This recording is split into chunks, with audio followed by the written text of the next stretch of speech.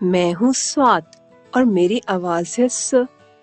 मेरे एक दोस्त का नाम है साबुन। दोस्तों, स्वाद स साबुन। आप तो साबुन जरूर इस्तेमाल करते होंगे। साबुन जरासीम को धोकर साफ कर देता है। अरे भाई चलो, हम सब साबुन से हाथ धोने की नकल करते हैं। स्वाद स। दोस्तों, आप भी हर खाने से पहले और बाद में अपने हाथ साबुन से जरूर धोया करें। इस तरह हमारे हाथों से तमाम जरासीम धुल जाते हैं।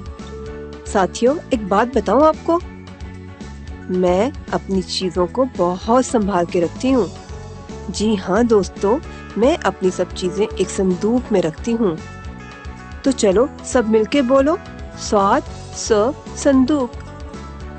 अरे भाई जरा ऊंची आवाज में बोलो ना, स्वाद से संदूक। अब जरा इसको तो देखो भला, ये क्या है?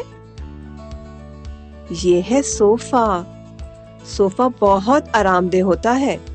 जब लोग थक जाते हैं तो सोफे पर बैठकर आराम करते हैं। स्वाद स सोफा। मेरा सोफा लकड़ी और फोम से बना है। अरे भाई जरा ये तो बताओ, क्या आपको स्वाद लिखना आता है? चलें, मैं आपको सिखाती हूँ।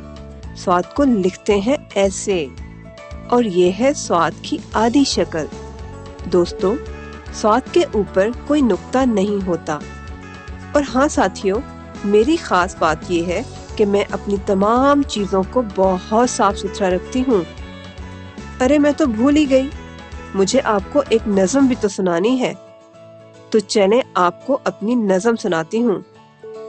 और ये नज़म मैंने अपने दोस्त साबुन के लिए लिखी है।